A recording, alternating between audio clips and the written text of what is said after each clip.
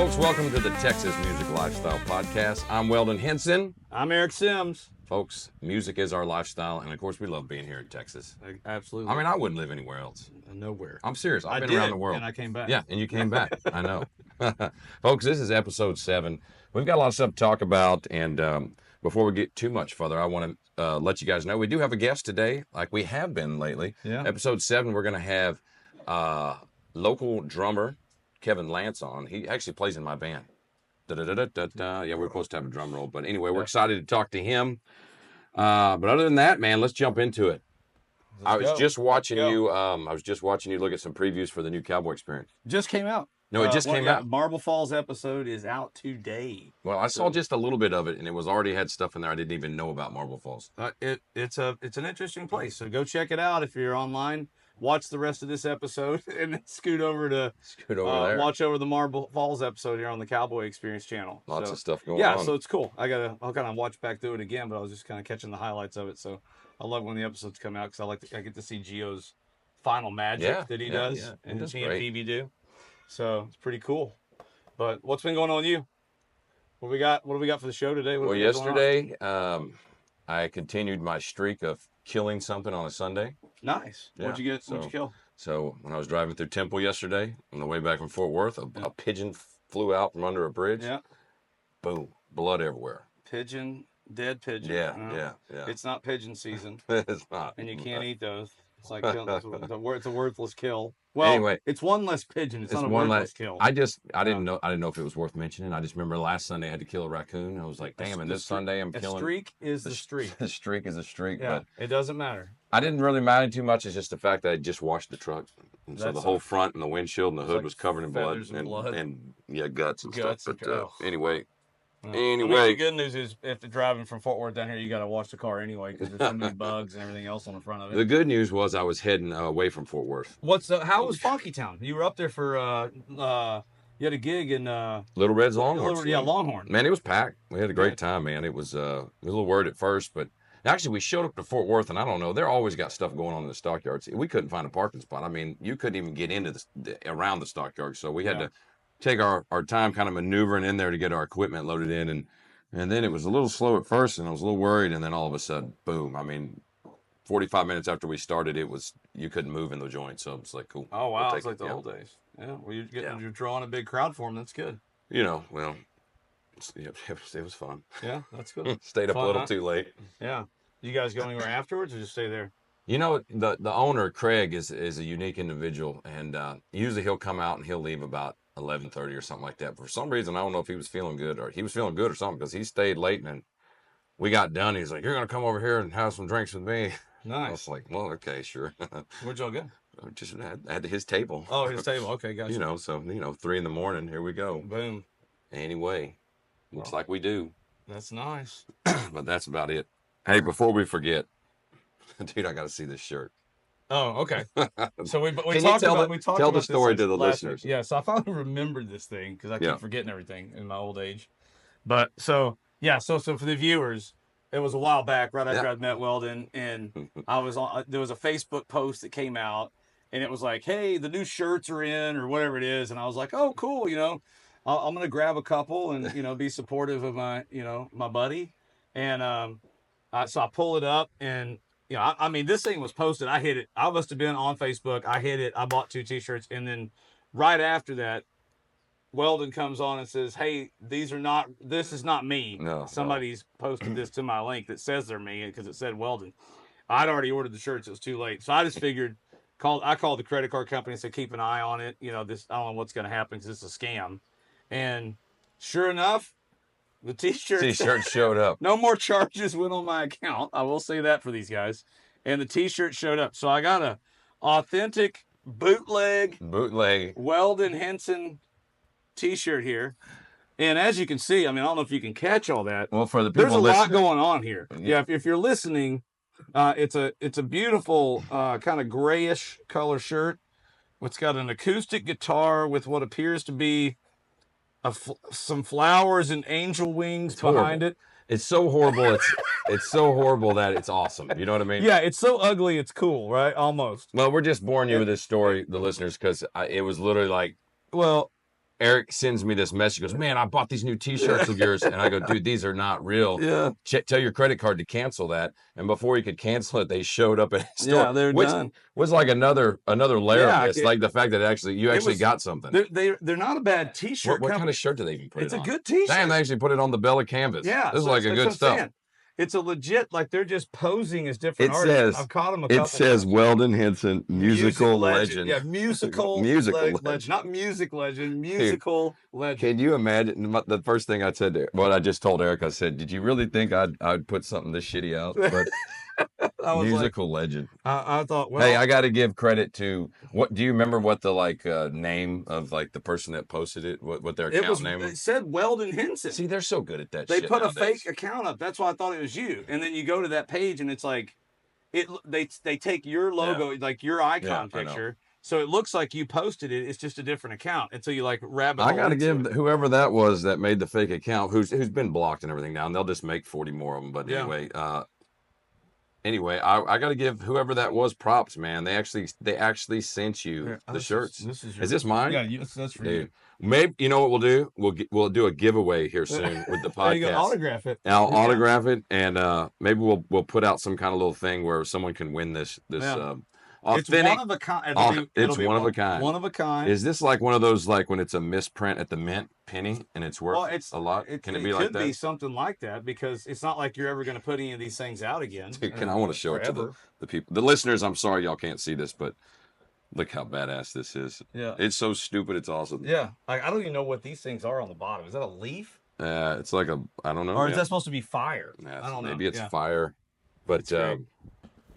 Yeah, we'll do a giveaway one day or something, or some kind of thing, and someone can win that. Yep. So there you go, buddy. I'll sign it. One of a kind. Sorry, we didn't mean to bore you all with that, but man, it was. That's a great story, though. That's a good story, and it actually showed up. And I was happy to get the shirt, even though it was ugly, and not get 50,000 charges on my credit cards. So thank you. You haven't had any more bootleg charges. Thank you for only being partially dishonest. Mm-hmm. to whoever did that. Hey, they sent you your product. Yeah, they sent the product out. Which maybe while they're getting away with it, you know. I guess. They're pretty awesome, though. So anyway, if that person ever finds us. Yep, there you go. I have to ramble on, but anyway, other than that, man, I'm trying to remember. Yeah, Fort Worth Saturday.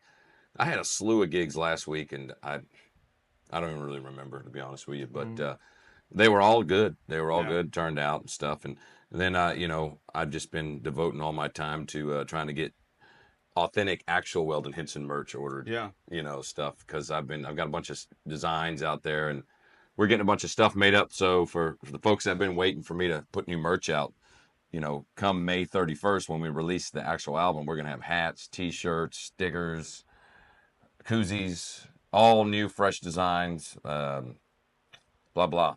It's a pain in the ass to do all that, by the way. Oh yeah, it's tough.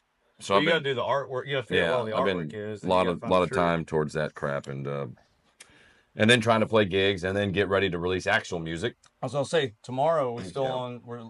You're releasing. I just checked the digital distributor, and it says it's ready to go tomorrow. As soon as April 15th hits, boom, we're live on all the streaming tonight. Or it'll be like 12:01. Okay. So and what all's coming out? Just the single, Lost in Time. Single off the album. Yeah, off the album. Yeah. First actual music. I mean, I know we released the Two Step and Tuesday song back when I did that 15th anniversary, but that was just, we didn't really make it a single. We just want to put that out there because it's like the theme song for our Tuesday nights that we do every Tuesday. But this is like going to be the first official single I put out probably in 7 years. Wow. 8 years. So shouldn't have took that long. But for everybody that's been bothering me and asking me, and I mean, there's people out there every time they see me. When's the new music? And this is like years and years. When's the new music come out? Here it is. Tomorrow. You can download it, stream it, share it with your friends tomorrow on Apple Music, Spotify, all the other major streaming platforms. And then, of course, music video. Music video. Official music video for it as well comes out. So thank you to tomorrow too? Yep. Okay. Yep. 271 Creative House production.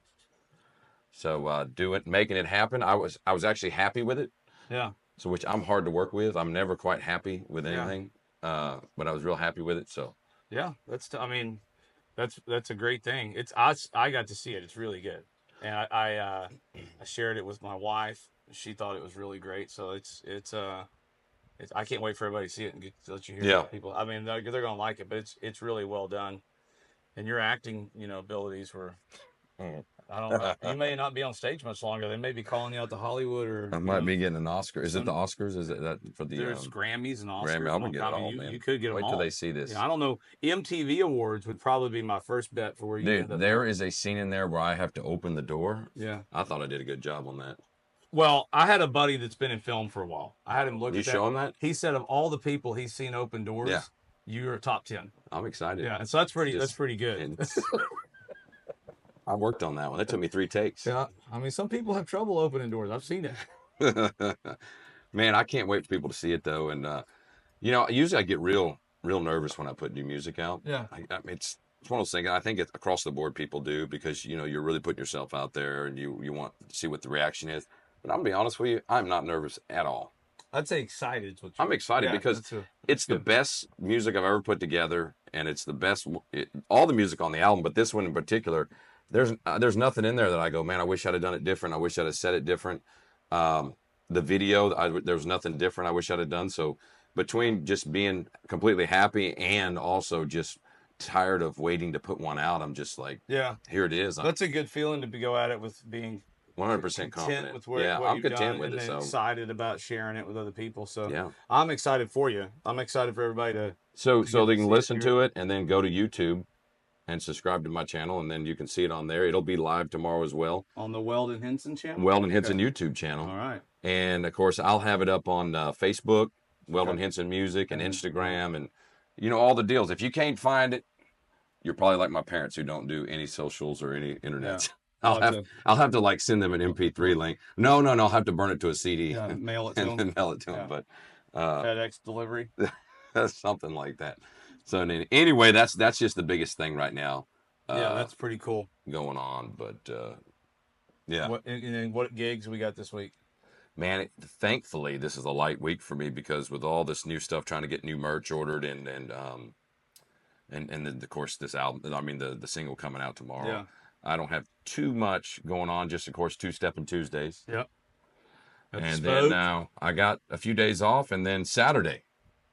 This is Real L. We're going out to Real L. We're going to the homeland. Yeah, the mothership. Not the mothership, not Rogan's mothership, your mothership. Yes, we're gonna drink some Hans Pils. Pils. Straight from the tap of goodness. Dude, that's gonna be a fun day. I've been trying to wrangle up some people to go with. I don't remember what time we go on. I think we're going at like 4. Yeah, I thought it was like the whole thing starts at 2, right? Or something like I don't remember, but it's a big deal. Yeah, they'll have a few thousand people there. It's their anniversary. Their 29th anniversary of the brewery. Okay. So of them having the company, or whatever it is, however you want to. It's a big deal for them. Yeah. It's a big deal. And of course, we're going to do the last slot, which is like 4 to 5:30 or something. I think one of the best things they could do to celebrate their 29th anniversary is announce their official endorsement. Official endorsement of Weldon Henson. They got to. I know we're working on it, and it's going to happen. But I think that's going to be. But it's going to be a fun day. So if you guys, anybody watching's in the area or can travel that area, it's Real Ale Brewery in Blanco, Texas, and it's a fun spot. The outside venue, they've got food. They've got beer and booze. They've got everything out there, and Brad will do it up even extra for it being the anniversary. So it's going to be a fun day. They're officially releasing one of their new beers too. It's already kind of in stores, but they got this new beer called Texas Light. Okay. And it's kind of like I think he told us about. Yeah, and it's kind of like the equivalent to like compete with like Michelob Ultra and all those type beers. People that want to kind of drink all day in the sun But the difference is it'll be Real Ale, so it'll be good ingredients, and like you don't feel like crap after drinking 6 of them or something. You can go float the Guadalupe with it. You can go on the boat at Lake Travis, or Lake Buchanan, or Lake whatever. So we'll start pushing that one too. But that's awesome. But anyway, that's going to be fun. I can't wait. My drummer's here. I know. And his one thing we have in common is we both love Real Ale Brewery. Oh, okay. And so that's kind of a thing we'll do. Like when we're going out that way to Lukenbach or something, he will or I will or both of us will stop by Real Ale and have a couple beers because a couple of his favorite beers are from there. And so, we got to work on making this happen, Kevin. We got to get the sponsorships so we can just roll everywhere with some stuff. But that's cool. Anyway, hey, I'll tell you what, we've got him here. Yeah. We've already talked about stuff that can bore people to death. So let's get on what we really wanted to happen. Can we bring Kevin on? Kevin, would you like to come in the hot seat and meet us? Before you do, put this on. Just clip it on your shirt up there. That side. There you go. There you go. Okay, we got Austin. The man, Austin's own, Austin's own. Kevin Lance, who's also drinking Mountain Valley we all spring got our water. Mountain Oh, wow, Valley. he's part of the crew as well. Yeah, man. All right. Yeah. I love it. That's the stuff. Yeah. We're staying hydrated. Staying hydrated, drinking. Folks, this is, like I said, this is Mr. Kevin Lance, full-time musician, drummer for many, many, many years. Are we allowed, somewhere in this interview, can we tell people how old you are? I have no problem with that. He wouldn't, because he looks good for his age. Don't fight it. But Kevin has been playing in my band for a little over 5 years, and probably, well, I'm going to go ahead and say it, the best musician I've ever had all around I've ever worked with in like my band. And every day, every time he shows up for a gig, I'm thankful that he hasn't already dropped me and gone off to something bigger. So I'm just like, yes, he's still playing with me. Yeah. What could be bigger than this? We got a lot of stuff going on. Yeah. Kevin played on the new album and the new single that comes out tomorrow. And I know he's excited for this new single because he told me when I first showed him this song that this was his favorite one, Lost in Time. Oh, amazing. Still love playing it every night. Yeah. It's just incredible. What was it you used to tell me? You said you liked this song because it was so, was it subtle or something like that? I can't remember. Well, it is subtle. But you definitely wrote it at a time from, I mean, we've got an age difference. Yeah.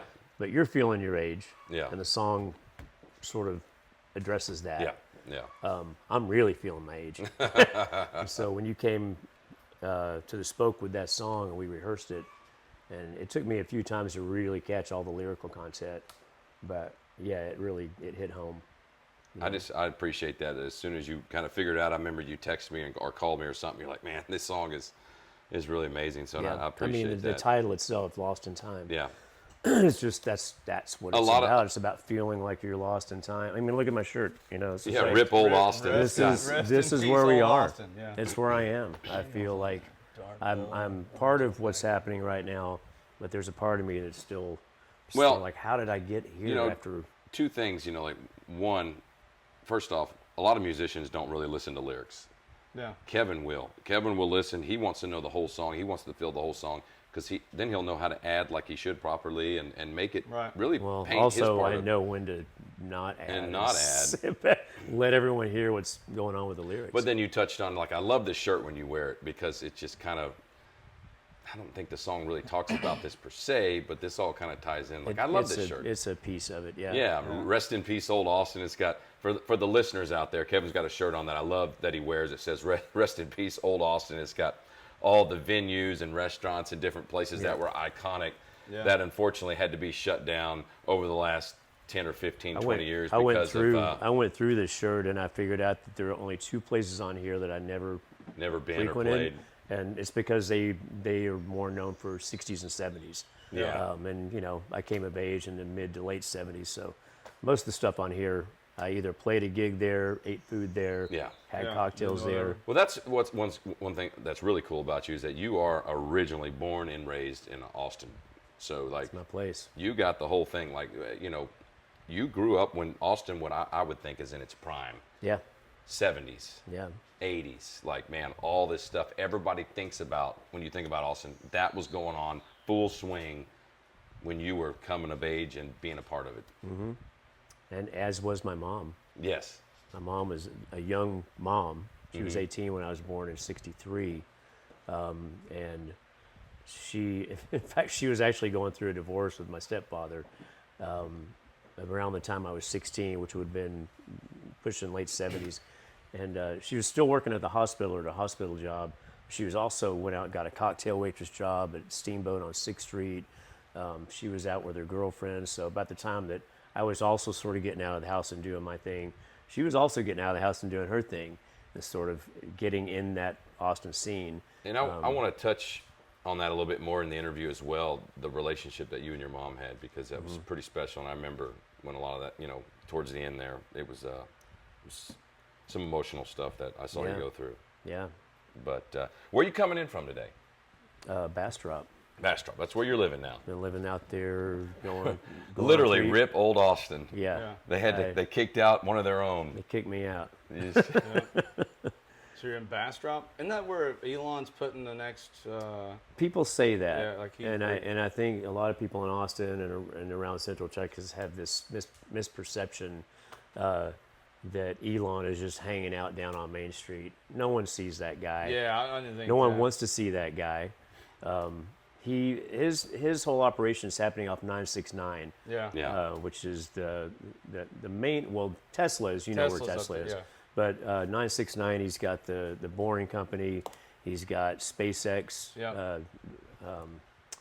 And he's also got his new Twitter X thing, headquarters there. He's also got this little bodega, little sort of a high-end convenience store. Okay. And it's a big building, and there's a barber shop, and there's a bar, and there's a coffee shop. All that around there. So he's kind of got his little complex going out there, but Kevin, he doesn't really. No one really sees him in Bastrop. Well, Bastrop's a cool town. It's an amazing and they've town. got like I go out there. We go out there every year for like the Christmas parade. Yeah. and Oh, all the that Christmas stuff. parade's a big deal. Yeah, it's a huge deal out there, and Big and the deal. people out there are good. Like they're good people out there. Yeah. So when I heard that originally, I was like wanting to kind of get an idea like how much is this going to impact? Because you're right, a lot of people live there. Like they don't want nothing to do with it. They Yeah. they like it the way it is. I mean, I'm sure he's got plenty of supporters there, but also just no one really wants that to encroach upon what Bastrop is. yeah, You that's know, I mean it's already cool such if he wants to be over doing his thing over here, but yeah. Bastrop's kind of got its own vibe. It's got good and bars, good restaurants. Got Yeah. there's live music over there. Like some it's great music yeah. happening we right went now. to a cool little bar there one time. Remember? Where did we go? I don't know, they had some it was like a pizza place, had some live music. Oh, that's good beer. Neighbors. What is it called? Neighbors. Neighbors. That was cool. Yeah. Great food, great Yeah. bar, big outdoor stage. They do a lot of great shows there Yeah. on the weekends. So overall, I mean, it sucks that you had to leave old Austin, but we talked about this one time. You were like, well, I mean, I had to leave because I couldn't afford it anymore. But Yeah. at the same time, all the stuff that you kind of grew up around, I mean, it's A kind lot of of it's anyway. gone. It's gone. There's little pockets, South Congress Continental Club, Broken Saxon Pub, Broken Spoke, Sea Boys. There's a Yeah. handful of places that are still around, but and I'm glad that they're there, and I'm glad that I can go experience those if I want to. But overall, to me, it got to the point where I just couldn't be there anymore because I'd seen so much deterioration. Yeah. And it just feels, and even now, I mean, I'm there 4 days a week sometimes for work. Come play on Tuesday nights. I'll come in and hit Whole Foods and grab some groceries, and go do the gig. And as soon as that gig's over, I'm back in Bastrop. Back off the I'm Bastrop. sitting on my porch with a beer with my dog, looking at the stars, and I don't hear sirens. I don't hear Yeah. traffic. I don't hear planes flying He's over. drinking a Devil's Backbone from Real L. Oh, no. I probably am drinking Devil's that at Backbone? midnight. That's his favorite. Another good one. Well, Well, I mean that's kind of why you're out here. Yes, and that's absolutely. why I'm out. I Yeah. live out in Lago, out by the lake. Like we Oh, didn't- yeah. we wanted to be close enough to get in to go to stuff when we want to, Yeah. but far enough away where it was like I don't want to wake up with having to step over people in my yard, Yeah. that have camped out there. Or Absolutely. whatever it is. When I was living, my last place was at First and Lightsey, so I was right Oh, down yeah. in that South Austin area, and I would walk outside, and there would be someone laying outside. It's just a weird for It's people that time have to been get down out. here. It's a weird thing. It's still to me the coolest town and city Yeah. in Texas, like by far. But there's parts to your point. Like I noticed just coming back because I didn't come up here. I used to come up here a lot in the '90s and in the early 2000s, right? Like those were the years that I was old enough to come down. And that to. was also a really good time in Austin. Yeah, it was I was great. thriving. I was playing in multiple bands, studio work. I was going on tour with bands coming back. I mean, it was the good. mid-late 90s and early 2000s was actually a really great music time. It's a little bit. I don't know. It's a little bit sad at times when you think about when you've experienced it previous. I'm sure for you being here even longer than Yeah. I was like, it's kind of disappointing. I'm really glad they've held on to Spoke and Yeah. Saxon, like these Continental historic Club, places yeah. that hey, at least you can still Get go a little back piece down of it. there and catch some great music and catch some locals and feel the old kind of like what the old Austin. And it does still feel like that. And the thing about all those places that you just mentioned, every one of those places at some point in its later history has had to fight to stay open. The Saxon Pub almost closed numerous times, and people came in and helped, and they saved it, and now it's thriving. I mean, the history of the Broken Spoke. Spoke, man. I mean, they tried to do everything they could to make James White just finally be Yeah. like, I'm done. But he never did. He never never did. caved. He was resilient. Well, I He mean- never caved. It's like one of those things you see on TV. There's this little old honky tonk, and then you've got condominiums and all all these around it, big, restaurant. all this stuff all around it. And then there's this little Yeah. spot that's still I mean, holding its own. I and played doing well. every Tuesday through that whole transition where they tore everything down around there and built it. I mean, You saw all of that. I saw it all happen every week, and Yeah. I was just amazed that Mr. White would never give in to it. Yeah. He was just always upbeat and like, we're gonna keep going, and Yeah. hell yeah. and now they can't tear that place down. No, they can't tear it down. Is it now. historic? Is it a historic building now? Yeah. That they protected. can't. Well, and it's zoned. The There's actual where the building sits on is zoned. So They can't touch it. What's anyway. interesting to me is I was talking to Jeff Hughes, Mm-hmm. and you know his company did some of the I don't know if you call it renovation. They were just kind of repairing that back outside wall, and he told me that when they do things like that, because you know it's just plywood, and I said, you know, it's interesting that y'all redid all of that, you know, because it needed to be repaired, but you just kind of use the same stuff. And he's like, I couldn't even use like super high quality stuff if I wanted to, because part of the stipulation of that is if you do any kind of repairs like that, you pretty much have to use what was originally used. really. Yeah, Oh, that's wow. part of the whole historic commission thing, that you can't Well, they just come in put there. another piece They of couldn't come in there and like make it better and better. You know, they have to which kind is of kinda keep it great. the way it is. Yeah. Yeah. Like- It's No, like man, even when that's- you repair it, you got to go just buy I the just old watch, plywood. and the Spoke does that. I mean, even though not because they have to. I mean, you watch like, oh look, somebody just put their foot through a board on the stage, and they just put a new board there. Like, there needs to be a new piece of plywood on the back wall. Well, just put a new piece of. All right. It ain't because Yeah. they were supposed Yeah. to. It Let's is paint it. great. I love it. But that gives it that feel Yeah. too. Like Yeah. you really feel like you step back in time when Exactly. you walk in there. Well, people ask me all the always- time. They say, "Well, I ain't been to the Spoke in 40 years. Is it, you know, how is it?" I go, exactly like it was 40 years ago. You log in. Yeah. They mean the ceiling's still low and all that. You can probably yeah. still find that piece of gum you stuck. Yeah, up that somewhere. piece of gum you put under that one part is still there. that whiskey glass I tossed behind the stage. It's Yeah, still it's down probably there. back somewhere. Staying down in there. Well, Kevin, we didn't bring you out here today just because we're going to use your truck for the music video. We're going to shoot up this. I actually wanted to get to know you a little more, because for people out there listening, we see each other a lot because we're on stage 3-4 hours a night for 3 nights a week. Sometimes more, sometimes less.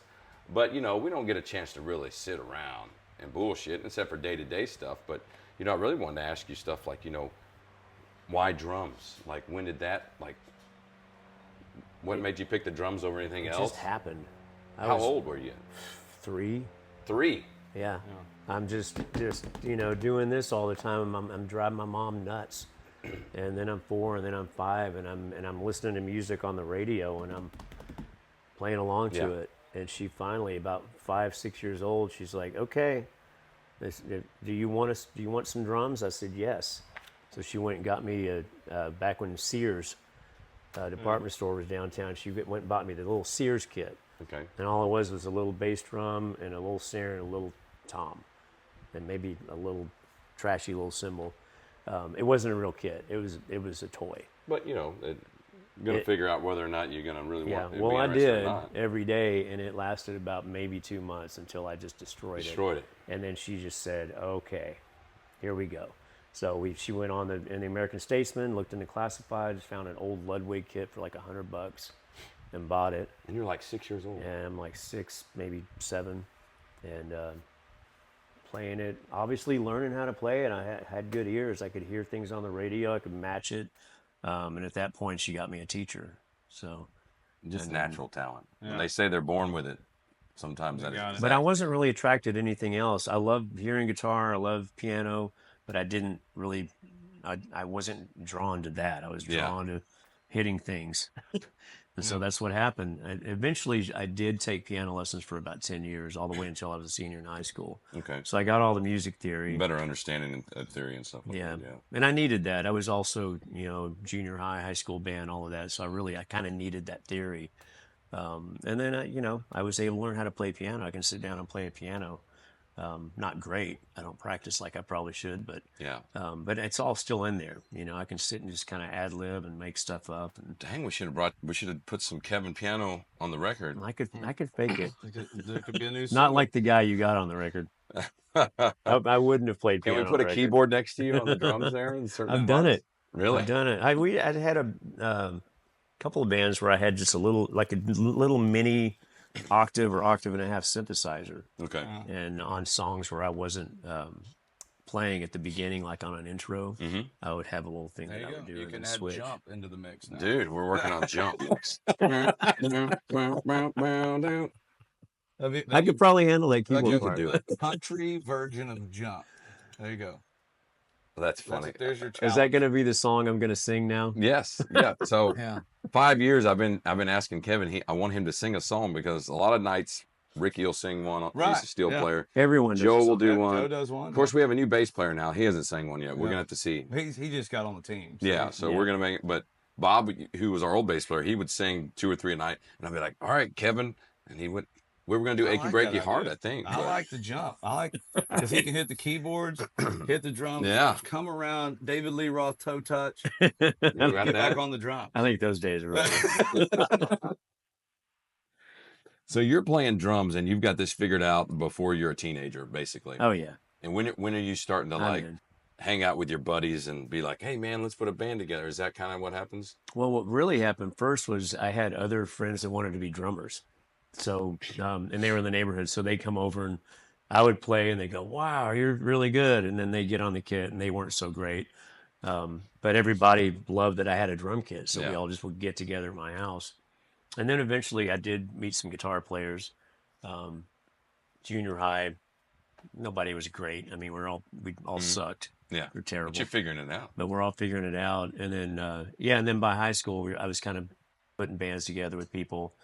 I don't know if you knew this guy or remember him, but there was a cover band in Austin that is still around that were hugely popular, still are, and been around for over 20 years. They're called Suede. And I've there was a seen the name. guitar. Yeah, their I've guitar player was a guy named John Lockhart. And y'all grew up He together. he passed away a few years ago from cancer, but he was in his same high school, and he actually came to my house to the garage one time. And by this point, I was a sophomore, junior in high school, and he was already just Really good. rocking. And I remember having a jam session with him in my garage one day, and we continued to know each other throughout our adult life. I was like, wow, I used to play with that guy in high school. What high school? Crockett. Crockett. South So, yeah, Austin. that's straight up South Austin, man. And that Old was when school. South Austin, when I lived right by Crockett. We moved out there when I was going to start high school, and that was when Menchaca Road was like a 2-lane road. William Cannon was a 2-lane road. Yeah. Yeah, it was. You were Old man pretty much bitchin' out. stuff. I love You're it. pretty much out of the city Yeah. at that point. Yeah. Doesn't look anything That like was it does our now. so last week, Kevin, our old man bitching session was us like talking about how when we go back home, we're like, there used to be nothing here. Trees, Yeah. dirt road. Yeah. Yep. Them houses weren't there. And now I gotta stop at red lights There everywhere. was one gas station. One gas station. Everybody had. You'd see all your friends down. Anyway, that's why we thought it was funny that you bring Yeah. that up. But Yeah, there wasn't. I mean, we used to ride our bikes out there on the trails and go down to where William Cannon was. There wasn't a light at Menchaca and William Cannon, no light there. Yeah. And that road just went all the way out to Menchaca, the little town. And it was just a little old road. You know, next week, and we should have combined this. We could have made an old Austin episode because Jeff Hughes is going to be on the show next week. Man. And they're both him and Jeff are old school Austin guys. Gotcha. Been around He and I go way back. forever, man. Y'all could have sit there and we could have just let them just Yeah, talk let about 'em old talk Austin because about- people love that stuff, man. They love to hear about old Austin. I mean, a lot of people move here because they just love that whole feel and vibe that Austin has, even though everybody moved here without a lot of people not meaning to, kind of killed it. But you Yeah. know, Yeah. but that's just the nature of the beast, I guess. But And I mean, earlier in the episode, I may say some things that sound like I might be talking Jaded, yeah. derogatorily about But you're Austin. And I know you're not. when we moved out there about 2.5, 3 years ago, out to Bastrop, I was ready. I was ready to get out. It was just, most of it for me is also just the overcrowding. Yeah. It's just constant traffic and just people everywhere all the time. and living 35 minutes away in Bastrop, even though I'm in the historic downtown district, it just feels really free and open and Laid back. back, and there's not a bunch of Which people Austin did a everywhere. great job of for decades and decades Yeah. until recently. Even though it was a big city, it still had that real laid back vibe, which doesn't really anymore. But I being away for a few years and also coming into work, a couple nights a week, Gets you 3 that nights a feeling. week, I've gotten back to a place where I can respect what Austin was and what it is now.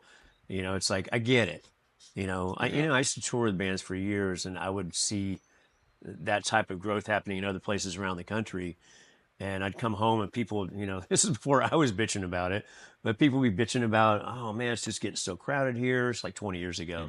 And I would tell people, I don't think you don't really leave here. You don't understand. This is happening everywhere. Yeah, It's not just happening here. You think it's just happening here, but it's happening all over the country. It's everywhere. This kind of growth is happening a lot.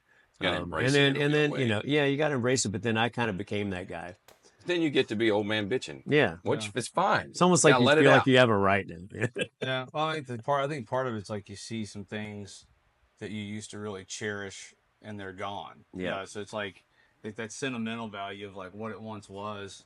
Yeah. I mean, I catch myself doing that quite a bit with stuff, especially my kids. I'm like, you guys don't understand, like what it was like, but there was an innocence to it, and then there's and less commercialism to that time. Yeah. Where it was just much more people oriented and anywhere really. I mean, to be honest with you, like to your point, it's happening everywhere. I mean, but like there was an innocence to it that's like I don't know that you can recapture, and that part's frustrating to lose. I think that I hope Austin can hold on to being Austin. Like it's because it's the amount of people that are coming in is massive. But if they can, like you were just up there. Fort Worth's done a good job of doing that with the massive amount of growth they had. Like they've tried to maintain the fact that they're Cowtown, right? Yeah. And I think Austin hopefully can maintain what makes it this place, and it's a hodgepodge of cool shit, man. But people that are just good people hanging out, and they don't want to be bothered. They just want to live life and enjoy themselves. And I feel like those places we mentioned earlier, Continental Club, Saxon, Spoke, places like that, those places are still sort of an anchor. Yeah. Like when I show up on Tuesday nights to play at the Spoke and we're in there playing, I'm looking around and it still feels like 50 years ago, 4 years ago, 20 years ago. And it sort of anchors me in a way to remind me it's like, this is still here. There's still places to be seen and to play that are still not just hanging in there, but they're an anchor. They're doing good. And I think really that's why feel people like it's still a good love thing. going there. To your point too, though, it gets them into that same feeling too. That's like this is different. It's not. I don't want to go sit somewhere and listen to a DJ play. And nothing against stuff if you're into it, but it's a time of like almost unplug. And I really appreciate when we play on Tuesdays and we see every Tuesday there's so many people that aren't from Austin. Yeah. Coming from overseas. It's a tourist and destination. they've already heard about it. And like, we're going to go to the Broken Spoke. And they're not going to see a DJ. They want to go have that experience.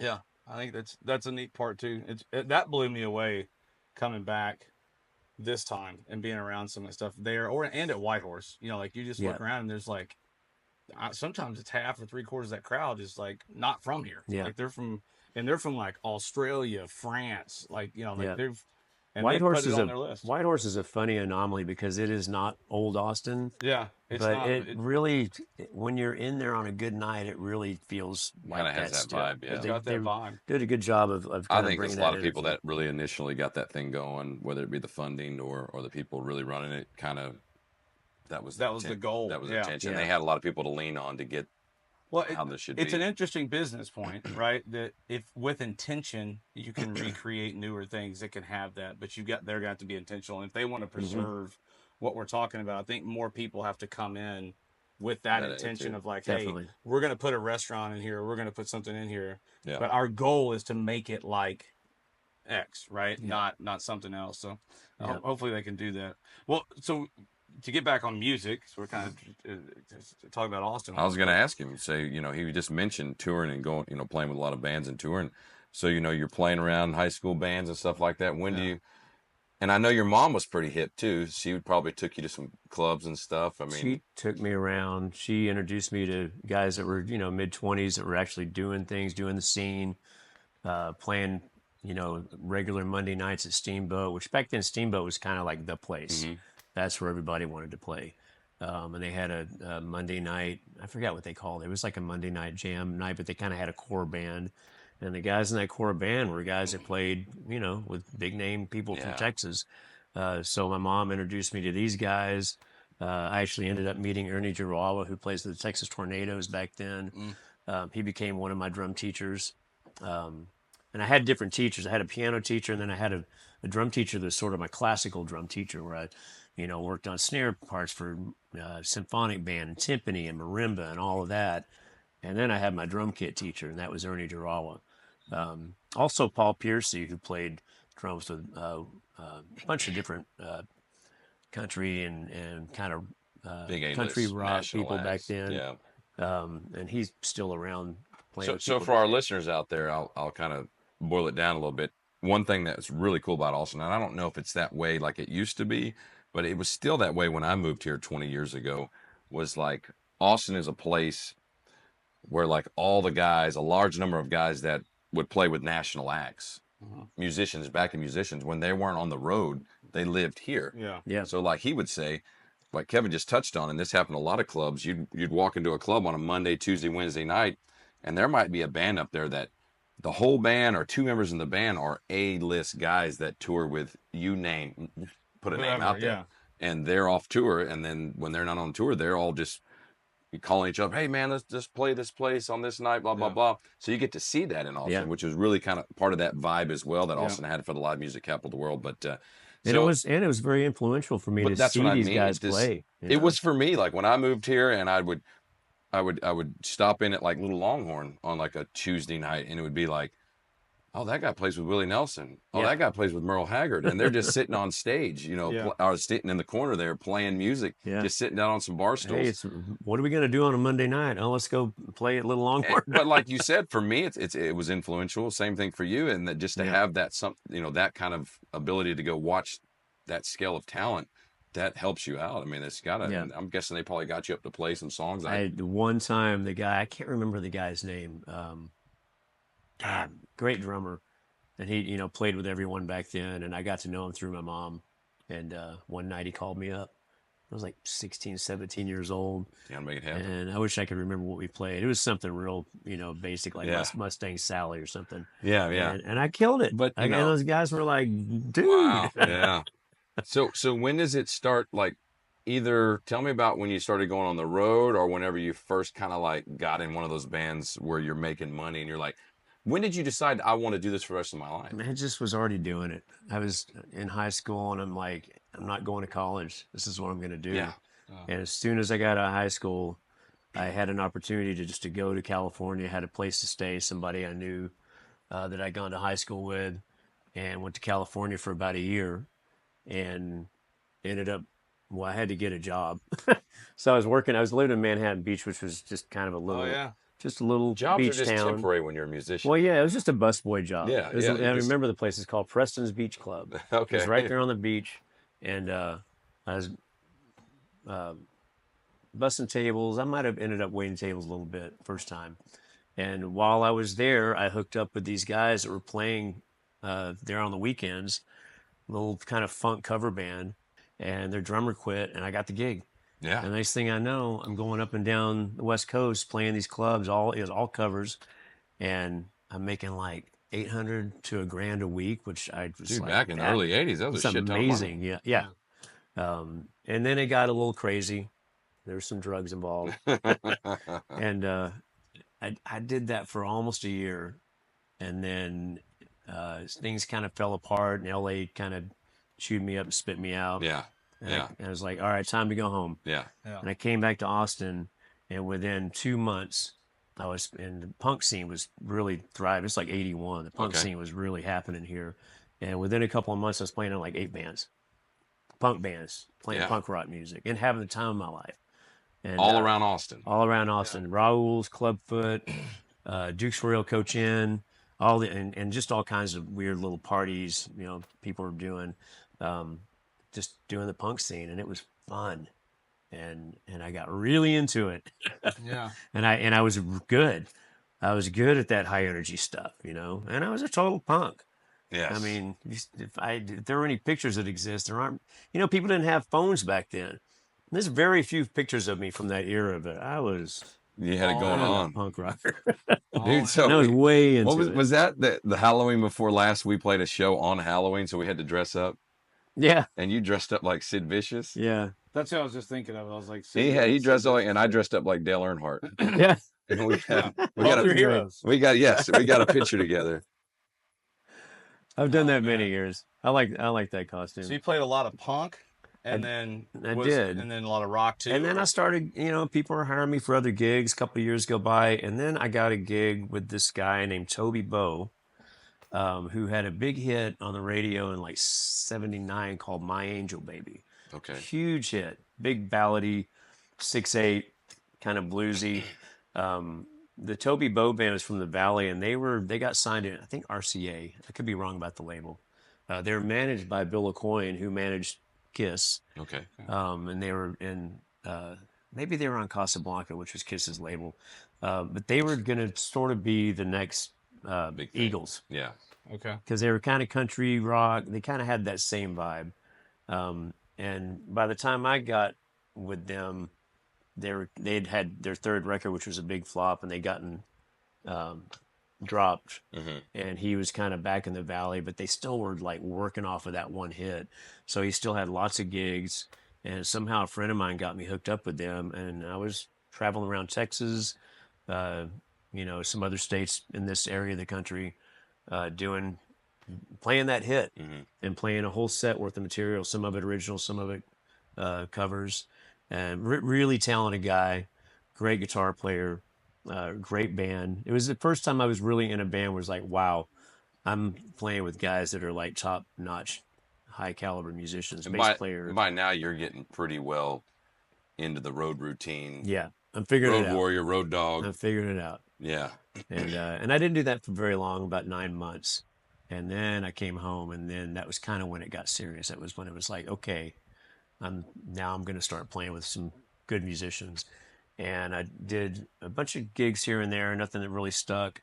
And then I ended up with these guys that were in a couple of really cool bands. They wanted to put something together, and we became a band called Zulu Time. So probably 87, 88, 89. We were together about 3 years. And we were sort of part of a scene in Austin that was kind of known as the New Sincerity scene. And there were a bunch of bands kind of springing up from that. And MTV came to Austin and did a whole show about it. I mean, it was like there was this scene happening. Wow. And it was kind of when that band REM came out. Okay. Kind of like that vibe. Gotcha. Rock, but with some kind of rootsy stuff in there. A lot of Telecaster sound, But Zulu Time became kind of a big commodity in town. And it was us, and there's another band called Alamo Choir. There's another band called Water the Dog, which was an amazing band. My friend Mac McNabb played with them. But we all sort of did a lot of gigs together, like double bills. And Zulu Time and Water the Dog did shows at Steamboat. And we had a huge crowd, and they had a huge crowd. But neither one of us could completely sell out the club. So we figured out if we both played together, we would sell out the club. And we would do a show where they'd play first and then we'd headline. But it was kind of like a co-headlining bill. And then we'd do another show a month later, and we switch so that we'd play first and they get to play the last set. And we would just fill that place up. And that was 87 was the first South by Southwest. And I still have a picture of the Austin Chronicle, and it's just one page with the listings for the whole week, the whole weekend. And we were the last band to play at Steamboat on the Sunday on the last night. And I still have it on my phone. It's like a little screenshot. So you officially played the first South by. Played the very first South by, and it was amazing. That was the first time I really saw like what could happen. There were label people here. We had 3 or 4 A&R guys at our show from different labels watching us. There's a buzz. And was that back when South by would actually use Austin bands? It was almost all Austin. It was almost exclusively Austin bands. Yeah. There might have been a couple of Dallas, Houston bands, but that was the intention. Yeah. Bring the industry here. Yeah. Showcase what's here. It's not like that anymore. It's not like that anymore. No, It's they not even. I mean, fly they're everybody talking about not everywhere. even It's really too doing big. music anymore, which is crazy. I heard about that. They're going to cut back on the music. They're going to to cut way back Just on focus on film and digital and all that they stuff. don't really ever do anything for the locals anyway. So that's what I think is so cool about Austin historically, and even I think even still today when you look at the music aspect of it, outside of, and it may be even in coordination with LA, the diversity of music that's here and that's developed here, and then the community is so thick with artists that are mixing and playing different stuff. Like there's different sounds that get developed down here. That or there's alterations to like what you typically hear come out of a country or a rock or a punk, the punk influence was big there.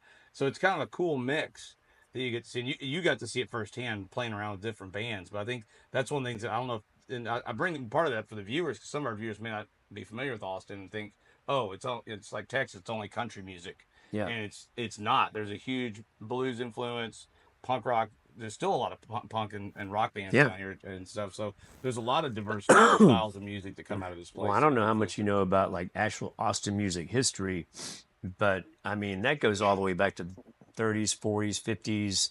You know, there's a lot of cross-pollination happening between country musicians, blues musicians, jazz musicians, and then you look at the outlaw scene. I mean, and that whole thing where you had all the country guys, you had the hippies, and everyone just at some point decided, hey, you know what? The hippies like country, and the country guys actually like rock, and we can all hang out together. We can all coexist. And Willie kind of spearheaded that, and.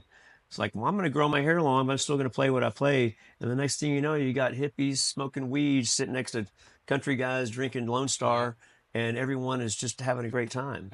And so that's been happening here for a long time. And it's still happening. And that's when everybody thought, well, they still think it's crazy elsewhere from some parts of Texas. But, that era, it was unheard of for those groups to mix like that. And you didn't see that anywhere else. That wasn't happening. It wasn't happening in Nashville. No. So I've always thought that was one of the coolest parts of this town. Is that how that's influenced the music and the arts. I got to see it too. I was early teen when it was happening, but my first show was a Willie Nelson show. My mom took me to see Willie when I was 9.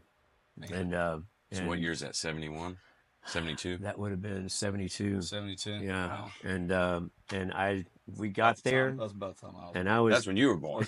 I'm the next one on the list. We got there and I was amped up. It was the first time I'd been to a show. And my mom and stepdad got kind of close, but there were a bunch of people. And then I was a little kid. I squeezed through everybody, got up to the stage. I was doing this. Willie is right here singing. I'm looking at Paul English. I'm just like, and back then he had the black drum kit. He was all in black and he had his black hat on and he had a cape that was black, but on the inside it was like this fuchsia, like silk fuchsia. And he's playing with this cape on. And I'm like, what is going on? Who is that guy? This is incredible. And I just watched him all night. And I got to know him years later and I told him the whole story. It was like, you're the first drummer I ever saw. I actually saw play live. That's pretty And neat. back then, Willie had 2 drummers. He had him and he had this guy looked like Sammy Hagar. It's like blonde, wavy hair. And he's playing this orange drum kit. There was a company called North Drums. And they were the ones that were the toms like belled out. Do you remember those? No, I don't. It was crazy. Some weird design that they came Willie up had with. 2 drummers at once? He had 2 drummers What playing. year is this? Back in 72? This was like when he first came back from Nashville and he was like, I'm coming to Austin. Forget Nashville. I'm going to do my thing. And he put that band together. He just decided he was going to have 2 drummers. So Paul was pretty much the meat and potatoes guy, and also the guy that collected the money at the end of the night with his gun. That's right. I heard the story. But the other guy, I need to look him up because I can never remember his name, and I met him once. He was the fills guy. He was the rock guy. So you had the country guy over here, and you had the rock drummer, and it was a great combination. And they stayed out of each other's way, and it worked. I just like the fact that you went to see Willie Nelson as a kid. And first off, they let you get that close to the stage because that was back in the day when people just had fun and everyone got treated like adults and stuff. So no one was acting silly. Well, on that show was this thing that Willie used to do where he would just go to the city and get a permit and say, hey, I want to do a show downtown. I just want like 1 city block. And they go, okay. And they'd write him a permit. The next weekend, there'd be a stage. and no barricades. They just go, okay, well, this one block on this street, it wouldn't be on 6th Street, it'd be on like 8th or something. We're going to have a show here. And everybody would show up, and there'd just be people in this one block area. Because I touched on that because you heard about like last week or whatever, Alan Jackson at the two-step in. Did you hear about that? I didn't get they all have the like details. These 40-foot barriers. Like you can't get near the stage. And Alan told him to just come on across get here over and the start barrier. dancing. And they shut the show down. Wow. But yeah, so anyway, but like we talked about earlier, everything is weird nowadays with lawyers and shit. But anyway, so you're a kid, you're on the front row, you're leaning on the stage, but you're not watching Willie Nelson. I'm not. I glance up every now and then, but I'm like, that's cool. I want to know what's up with this guy. Yeah. And he was hugely influential, considering I later on was playing punk rock. Yeah. But I still was like, with that guy. Do you have a cape you can wear?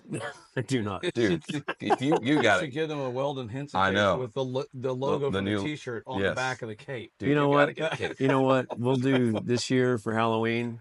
I'll do Paul English. Be Paul English. I'll do Paul English. I'll find a good cape. Yeah. Man, that would be awesome if you had a cape. Damn. We'll charge more to get in. Yeah. That's cool. My God. Just the fact that you got to experience all that actual old school. Not only did you get to experience old Austin, you were literally part of the scene. I mean, you were playing in bands through the late 70s and early 80s. And all definitely through the 80s. You know? Definitely 80s. Eventually, Zulu Time fizzled. We were like the next big thing from Austin until we weren't. It was one of those deals where it was like, we had label interest. We even went to LA. They flew us out there. Took us to dinner. I mean, it was one of those, it was like, wow, this is it. Mm-hmm. We're about to be stars. And then it just fell apart. But you ended up meeting another guy that some guys that you got in a band with. The guys I went and saw you. Oh, Lance Keltner. Lance Keltner. Yeah. Which, so by the way, I had never heard of this guy. When did you join that band? When did you join his band? While this 80s scene was happening, the Zulu Time was in, there's also this hard rock metal thing happening. There's a place called the Back Room, and there were a couple of venues in town that were kind of catering to that. And he had a band called Ian Ripper, and that was not a person, that was the name of the band. Okay, yeah. But he was the front guy, the guitar player, singer, and everyone thought he was Ian Ripper. But he just came up with that. And eventually that band kind of imploded, and then it just became Lance Keltner because he was the primary songwriter, performer of the band. What year was that when you joined his band? Well, he was doing the Ian Ripper thing, through the mid to late 80s, and then it became Lance Keltner probably about 88, I'd say. Gotcha. And we would go see him. Like, if I had a night off, I'd go see Lance Keltner band. And incredible. I was just like, man, these guys are really doing something cool. I mean, I'd never heard of him, but then when you joined my band, and then you were telling me about him, about how y'all used to. Well, this is 30 years after we hadn't played a gig in almost 30. Y'all had like a years. reunion gig. We had, and I went to it, and it was killer. Yeah. I wish it was twice as long. I was sitting there just watching the whole band. And it was just a 4-piece. It was just 4 you guys. So Mike, the guy you saw playing bass that night, who also is an amazing singer, he was the singer in Zulu Time. Okay, and he played bass, which all right. was also, I just can't figure that out. Like, playing bass and singing to me is just such a trip, because he was playing some really crazy, intricate parts and then singing vocal parts that didn't match up to what he's playing at all. So when we broke up, Lance immediately snatched him up. He's like, I want you in my band. So he got him in the band. He's playing bass. He's singing back up. He's also taking lead on a couple of songs. And I'm kind of floating around doing stuff. I played with a cover band called the Argyles. We were kind of a big deal back then, doing country club gigs in Houston and Dallas, making great money. I'm also working in the restaurant industry too. I had a restaurant called Shape Fred that I was working at. So I'm just, I'm young. I'm like getting up, going to work in the morning, playing gigs at night, getting very little sleep, doing it all again. Yeah. Just going. Living the dream. Yeah, totally living the dream in Austin, Texas. Yeah. And at some point, Lance called me, and we sort of knew each other at that point. And he's like, hey, I just got signed to Atlantic Records, and I'm going to be going to New York to do a record, and I would like you to go with me. And he had another guy that was his drummer. I don't think he was completely happy with the guys playing in general, but I think he was looking at it like, this is a big deal, and if I'm going to take a drummer to New York, it better be someone that knows how to do studio work. Right. So Next thing I know, I'm playing in Lance Keltner's band, and 6 months later, I'm in New York, and we're at a big studio over in New Jersey doing a big label record, and pretty I'm cool. like, and I'm That's like cool. sitting there like, wow, here I am. Like, how Right. did this happen? Yeah. And we did the New York thing for a while. Record came out, uh, touring the record, playing at the Whiskey A Go Go in LA, like going all over the country, doing showcase gigs for label people and all that. And came back to Austin, did a second record, and during the time that the second record had just gotten finished and we were trying to figure out how we wanted to put it out, market it, the label dropped him. Which is common. And they own the masters. Which So is common. we don't even have, and this record was sucks. incredible. The second record was like the recording, Everything was so perfect. good. And those 2-inch masters are sitting on a shelf in a warehouse somewhere with a million other bands that didn't get released. Yeah. And it just breaks my heart because we don't even have like a cassette copy of it. Like I don't even, so we went in and actually re-recorded some of the songs in Austin.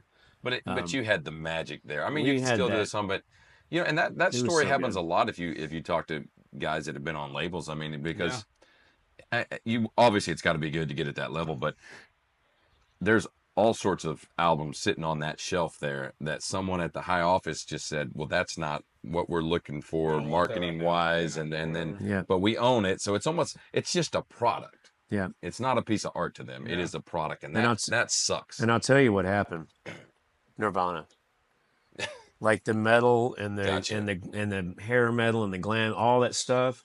Nirvana, that record hit, And gone. and like within 6 months, it was like Pearl Jam, Soundgarden, the whole grunge, and the labels just went, we're done with that. Yeah. And they just scraped it to the side. Yeah, they got to make money. And now they're signing these other bands that are doing. I mean, it's still hard edge stuff. It's just different. Yeah. And that whole thing just went away, and that was us.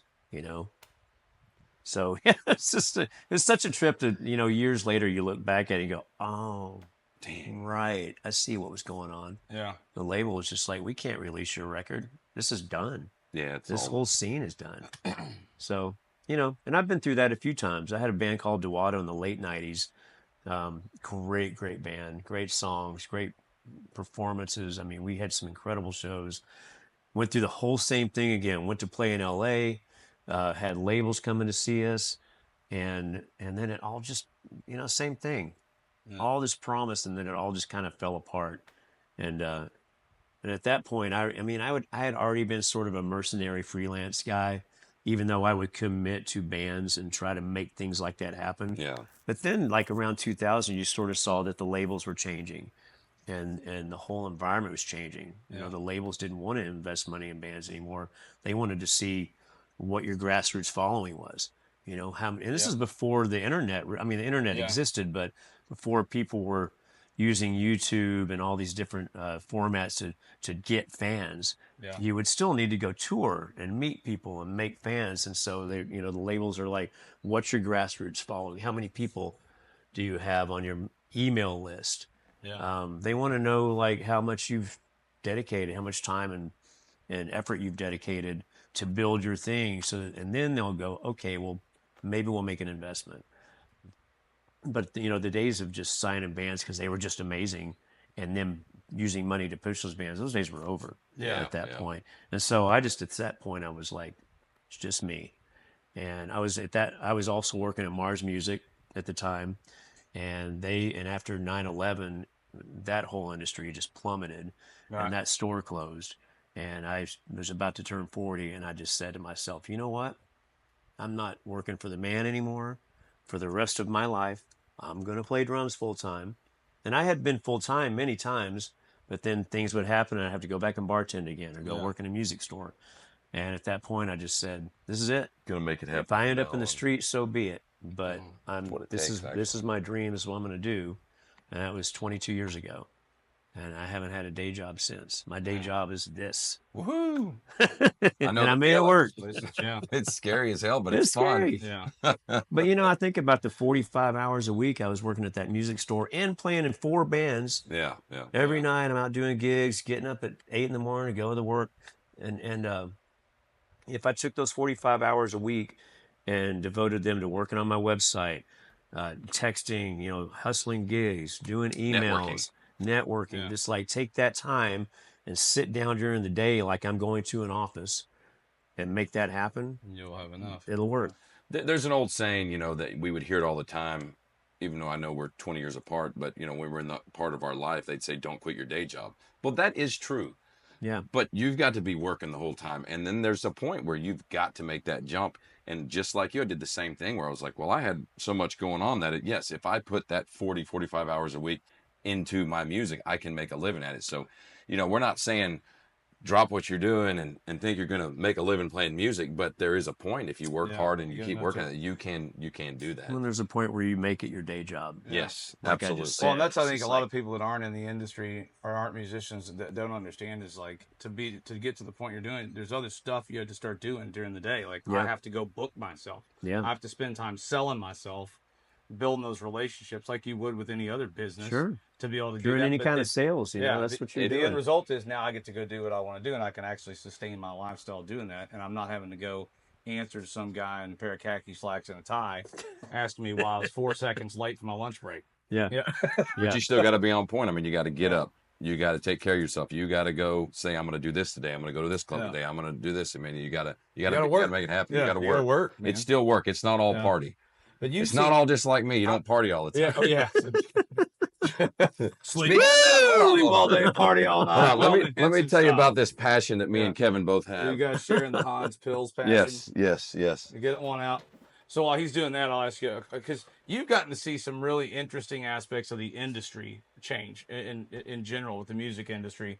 And we've talked about this before on shows, but we live in a really strange, I call it strange time for the music industry, I think today, where you've gone from, to your point, one point in time it was like, who's the best band, right? Like who's got it together and is writing and playing great music to, who's got a grassroots following, which requires you to play some great music because most people won't keep coming to your show unless you can entertain them and play good music. To, hey, how many followers? How entertaining can you be? Yeah. Art suffers. Very almost less to do with music and more to do with like marketing. That's exactly what it is. Yeah. It's not. It doesn't matter how good you are. Anymore. Yeah, and so it's a weird spot, right? Yeah. And so I'm always interested in hearing kind of your perspective on that from guys that you've seen all this progressively change over time. And do you think it'll ever circle all the way back around again? I don't. No. I don't. But I also don't think that we've seen what it's going to turn into at this point. It could turn into something good. Okay. There's definitely been about 10 years of growing pains. I think you got to have an optimistic view, but the reality, to me personally, what I'm seeing right now is I think the whole art across the board has digressed. Yeah. Because they definitely, I think they chew people up, spit them out faster, right? Because the longevity piece is really difficult. Well, it's always been difficult. I'm convinced it's because of cell phones.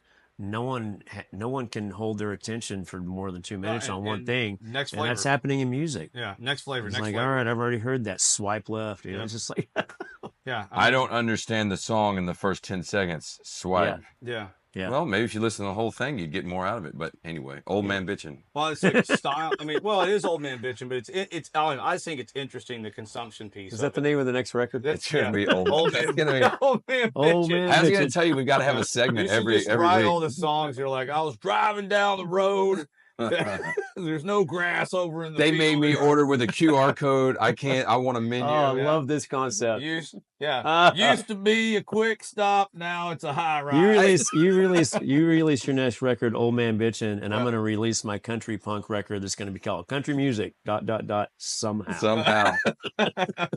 Now that's a saying that he got that he liked that I used one night on stage because we play pretty hardcore traditional country, but like I got to do my thing and of course, having him in the band is awesome because we do treat even covers like their art because we like to do our own thing. And I can count on him to do an interpretation that I want on it. So we'll play some song and it'll sound like rock and roll. It'll be borderline punk rock. And I'll get on the mic and go, country music, somehow.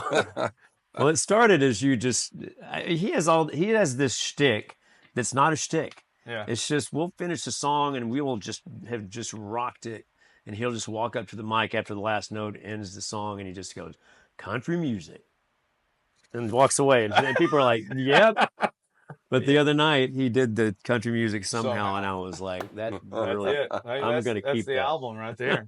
Oh man, here. Old Man Bitchin'. It's Are a we double, doing this? Yes. It's a double album. Old Man Bitchin' Bitchin' and Country Music Somehow. Country music somehow. Double album.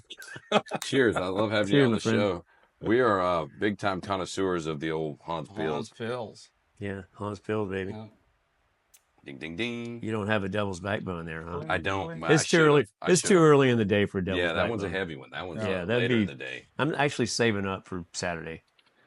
That's right. This may be my only beer this week. So wow. Until we get to real ale on Saturday. I'm proud of Kevin. You know, unlike me, you know, the volume, the pure volume is a little different with him, and he says it's because of his age. I don't know, but so he won't drink for like 2 weeks, 3 weeks, and then all of a sudden he'll hit it hard for a weekend. You know, I'll have a day. Yeah, I'll have a day. It's like, And then I'm when- just feeling good. It's like, okay, I'm gonna have a day. So when I told him we're playing real ale, he was like, "Okay, I'm not gonna drink for like 2 weeks." He's like, Save we're up. old now. Yeah. It's like the old bull story, right? Like you get to be a certain age, you're like two bulls on the hill. The old bull's looking down. Yeah. Like, he knows to go slow. Yes. Yeah, that's right. Go down. That's and get me. them all. Yeah. That's me. Wisdom. Yeah. That's it. I can't wait to get out there. It comes man. with time. Yeah. That's Yeah. cool though. Yeah. That's good. I think it's gonna be a great show. It's gonna be a big crowd, and it's gonna be a good time. Have you mentioned about this real ale show about the stage? Oh yeah, well we've You're- talked about it before on the Yeah, show, I know but it's you on know. your. And you played.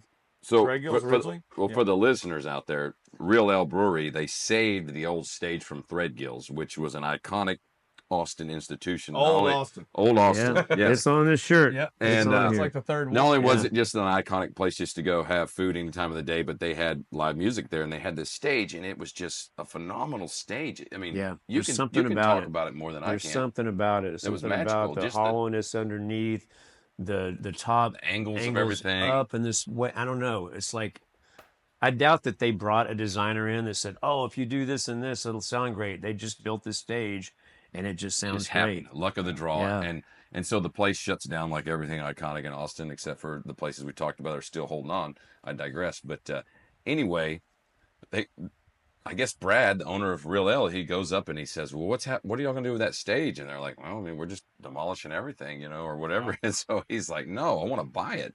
Yeah. And Brad can tell the story better. He's got a great story. Well, they had with to the they had to crane and disassemble it into 3 or 4 pieces or something, I right? think it was a few pieces, but the stage part itself, they were able to get it down to 2 pieces. I think. Yeah. Wasn't there They part- cut it right down the middle. Okay. Wasn't part of the story that they ended up wearing like orange Yes, vests? so and- I would tell the story. You know what? Oh, Screw it. It's I'll a tell the great story. story. Yeah. Hey, we don't. Our listeners probably think it's funny, and I don't know if there's any legal ramifications. Hopefully the statute of limitations. So- I hopefully think that's- I think But it's anyway, funny. and everything just kind of comes full circle of what we're talking about with the Rip Old Austin, and everything's so regulated. I mean, like the festivals nowadays and stuff. But anyway, so Brad buys this stage, and I'm just speaking ad lib here. I can't, not perfect, but anyway, and they tell him, "Okay, cool, you can have it," and he goes, "Okay," and they tell him, "You got to have it out of here in like 4 weeks." Yeah. And so Brad, he goes applies for the permit, and they're like, "Okay, that'll be probably be around 12 to 16 weeks before we can get you that permit." And so Brad's like, I got 4 weeks. Yeah. "I have 4 weeks." He's like, "Well, there's nothing I could do. I couldn't get the permit in time, and if I wasn't there to get it in 4 weeks, and it could have been a different number, but Yeah. you understand what I'm talking about." And so he said he hired his little crew of guys, and they showed up with the trailer and the crane and all that, and he had them all. Brad's like, "Man, I put on like a safety vest and a hard hat Clipboard. and a clipboard," and he's like, "They showed up and they looked 100% official." You know what that is? That's punk rock, man. Yeah. That is some punk rock right Got there. the stage, man, and And got it and saved it. That's the main thing. got it out to Real Ale Brewery, and we've played on it once already or twice. I can't Just, remember, but just the one time. and it's like wow, and for you probably played on it 100 times. Yeah. And what was weird was when we started playing, we got 2 or 3 songs in, and I was like, and it's very weird, but I just went, I remember this stage. Like it sounded the same. Yeah.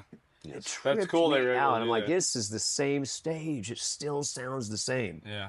I mean, they put it together perfectly. If they had to haul it out there in pieces, you wouldn't know it. Yeah, they looked disassembled the it and had to take it apart. That's the only way they can get it out. same. Yeah. and then they spent a lot of time putting it back together. But Well, you know, there were a handful of people that wanted that stage. My friend Gino Stroya, who is the bass player for the Damn Torpedoes for that Tom Petty band that I worked with, he has a couple acre property out between Weberville and Bastrop, and he's done a bunch of parties out there, and he's had bands play, and they'll do, you know, just like a makeshift stage. And when all that was going down, he wanted that He stage. wanted to go grab it. He couldn't figure out a way to do it. I mean, when you think about what it took for those guys to pull that thing apart, he just figured out he probably couldn't make it happen. And I heard a couple other people too, that there were people that wanted to do something with it. When it ended up at Real Ale, I hadn't even heard about it until after the fact. I didn't know they did it, and then probably because they probably kept it under wraps. And then at some point, someone told me, "It's like, oh, that stage is out at Real Ale." I'm like, perfect. Yeah. That's exactly where that stage should Best be. beer in the world, best stage. That's why I say it's a neat. They've created a really neat setup there. It's a great spot. Yeah. So you know, I've told you this before that I know Tim, the master brewer that basically he and I forgot the other guy's name that started Real Ale. Brad. And Brad. Yeah. And Tim was the master brewer at a place called the Bitter Inn, which is at 4th and Colorado downtown. Back when that in the '90s, when that whole scene was happening, Cedar Street, and there's a Mezzaluna restaurant. There's a whole scene happening in that little part of downtown. And Bitter Inn was like one of the first places in Austin that was a brewery, but also kind of like an upscale restaurant. They had an incredible menu, and their beers were, I mean, it's this guy, you know. Yeah. So you can just imagine he was making all kinds of incredible beers.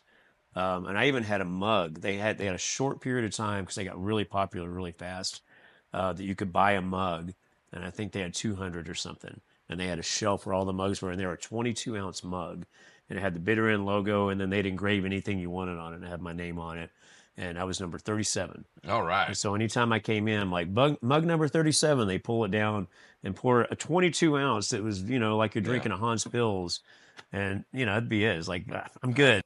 Just had one beer, I'm good. Hand me my glass. So I got to know Tim back then, and when that place closed down, and that was kind of the first turnover downtown where things were sort of shifting and changing, and the Bitter End just kind of fell apart for who knows. I don't even know why. It was successful. Things were just changing down there, and I guess I don't know the story exactly, but I guess he and Brad were like, okay. Let's go make our own brewery. And where are we going to do it? I guess we're going to be in Blanco. And 29 years later. Yeah. Boom. Incredible. We're going to party with them. And they just got better and better. Like everything they do out there is fantastic. You haven't been on the tour yet that Brad gives. I have not. We'll have to try to do that. I haven't had a chance to go see everything. Yeah. Brad, I've been on 2 of them now. With you. Cowboy Experience has a show. So if people are interested in their processes at Real Ale Brewery, which is the best, there is a Cowboy Experience show you can find on YouTube. Yeah, it's a Real Ale episode. Real Ale is what it's called. Good one. And Weldon was my co-host. First time. That was our first venture together like that. That was fun. That was fun. And was it that when your new song was written? Yeah. Yeah. Which is not recorded. That's the One More Beer. One More Beer. There's a song called One More Beer that I wrote, and we only play it live. I haven't recorded it or anything, but I was sitting there. It was the end of the show, and Brad had pulled out like a 6-pack or a 12-pack or something for us to have during the whole time, and he goes, oh, there's one more beer.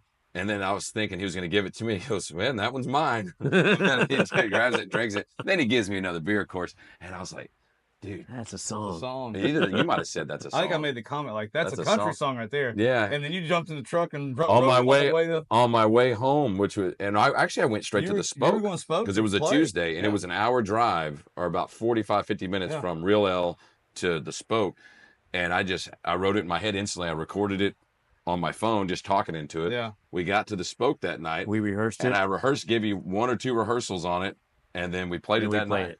Yeah, it was great. Wild. Yeah, same day. That's how we do things. Yeah, it's amazing what that Real Ale beer can do for you. If you're a songwriter out there and you're struggling with getting your next song out, another big selling point. Real Ale can help you write songs.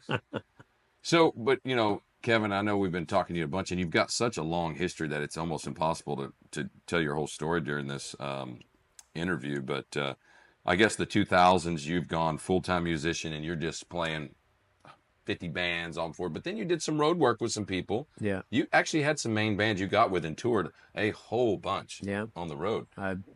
Everything from Willie Nelson's daughter Paula Nelson to Phil Lewis from L.A. Guns. I mean, it was just like covered the spectrum. Yeah. And that was fun playing those L.A. Guns songs. I love L.A. Guns. It was so good. I went to a couple of their shows. Oh, they're so good. They're a great live band.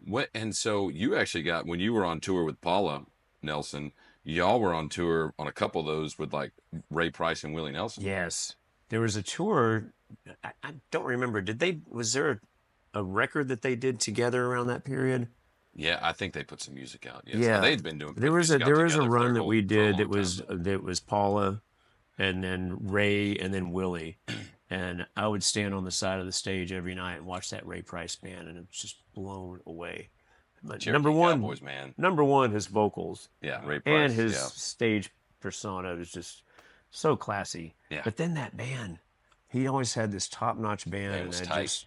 They were tight, but loose too. You know, like the drummer was very rehearsed, but had this cool fluidity and looseness that I just thought, I can't even recreate that. Did you ever think you'd be playing country music, like hardcore country music at that time? I always knew anything was possible. Country music somehow. Yes, somehow I got the gig. I mean, that's the thing, is that all the stuff that I've done, that from childhood, that country thing has been a common thread. It's still in there somewhere. Yeah. You know, even that New Sincerity scene that Zulu Time was in, there was a little bit of country in that pop rock music. I played with Alejandro Escovedo for a while and did some tour dates with him. And, you know, his music is sort of unclassifiable. There's definitely some country in there. There's some punk rock. I mean, it's just kind of all over the place. And he's influenced by all of those things too. And then, you know, I kind of got that Paula gig pretty early after I made the decision that, like, no more day job. And a friend of mine, Matt Hubbard, great keyboard player in Austin, was the one that kind of got me in on that gig. And almost immediately was in Ray Benson's studio doing a record with her. And then we're out on the road, and all the time, just in a van. And then we went from that to being in one of Willie's old tour buses. And I'm in a bunk. I'm like, I'm on a tour bus. This is great. And then the next thing you know, we're opening for Willie.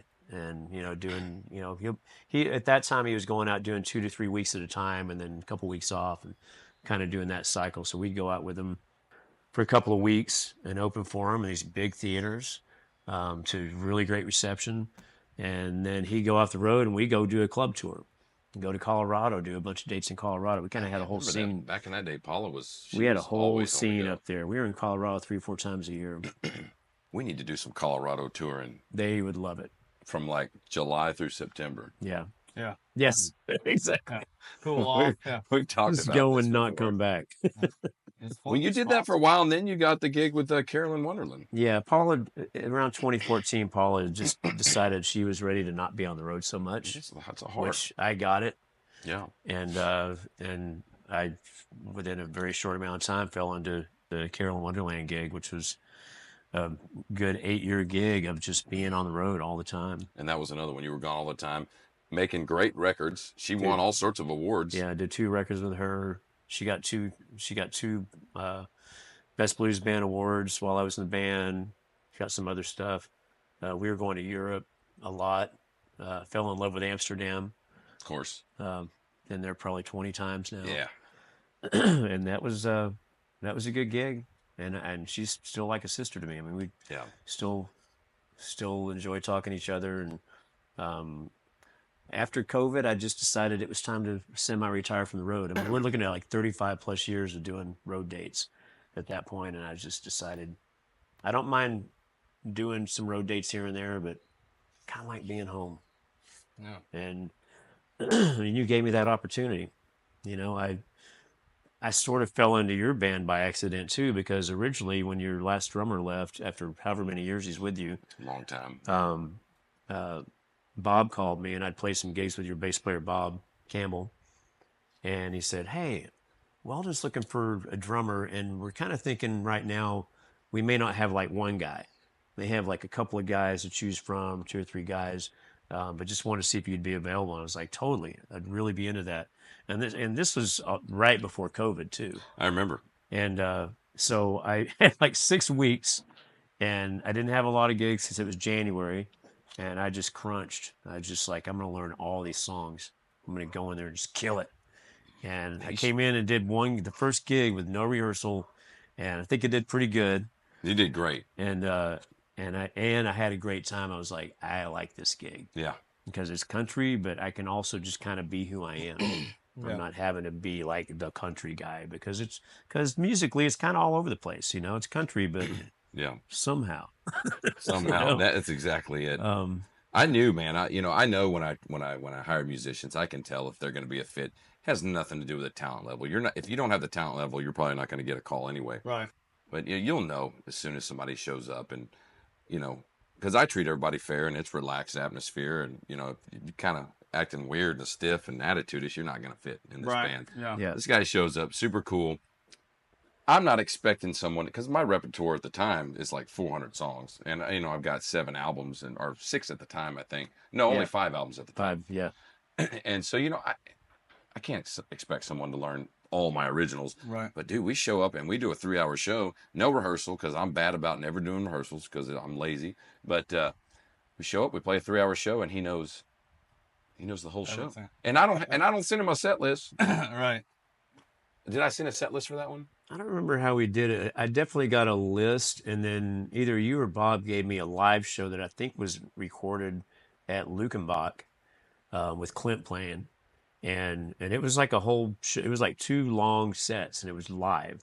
And it wasn't an amazing recording. Cool. It was just some, on the so phone. You can learn it. Yeah, reference material. I was able to go through the list and match up the songs, and then I was able to just go on Apple Music and just check out all your records. Man, he shows up and kills it, and I'm like, damn. I was like, I hope this guy will play all my gigs. But he had a few bands he was still playing. Well, I was still playing with Carolyn technically. Yeah. But you got your side projects too. And then what happened was COVID happened. Like 3 weeks after that first gig, everything locked down. We had 3 weeks of gigs together, and it was amazing. And then of course COVID hit, and then we became like the official underground band. Underground country somehow. Yeah, we were playing parties and in people's backyards. Well, we had to make money. You know what I mean? Well, that was the thing. No one else that I was working with wanted to play. Yeah. And I'm not saying I didn't want to be safe, but at the same time, now we're into June and July, and I'm like, I gotta make some money. I gotta play. Yeah. And he was the same way. He was like, let's go do this thing. Yeah, because you guys were. That's when I was still in Florida. We were Free America. We were free. Like we were.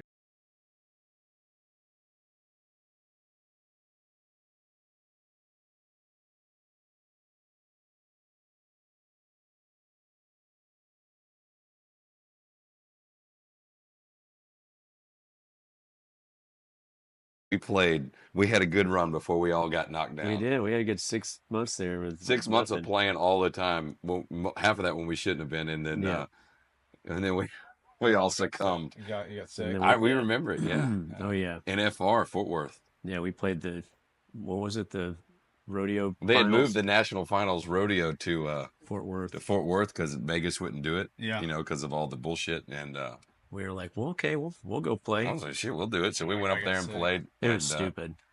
It was the biggest super spreader event you've ever seen in your life. And people didn't care. And the thing is that we were actually being careful. Yeah. Like, we did sound check. We had a green room. I stayed in the green room the whole time. We had a green room, and then we had a hotel room, and we went Not that I was worried about dying, but, I don't want to be sick. Yeah. Yeah. But and I don't want to get someone else sick either. Yeah. So we're like up in the little lobby. There's a little private room where the hotel rooms were across from the venue in the stockyards, and we're looking out the window from the second floor, and I mean the street is full, and girls are like walking around the street with Jello shots and giving them. People are like sharing them. I mean, it was insane. Like, I'm just like, this is out of control. Yeah. This is Did you guys hear about this thing called COVID? Yeah, I'm sure at that point it was like a lot of places I went to. It was like everybody's so fed up with it. Well, that was it. They'd all been locked up for so long, and so they literally just lost control. Yeah, and I kind of don't blame them. But then we went back, and I had my mask on, and I went across the street, straight to the green room, straight to the stage, straight back to the green room, back in my car, drive home. I mean, it was like, boom, boom. I couldn't have been any safer. Yeah.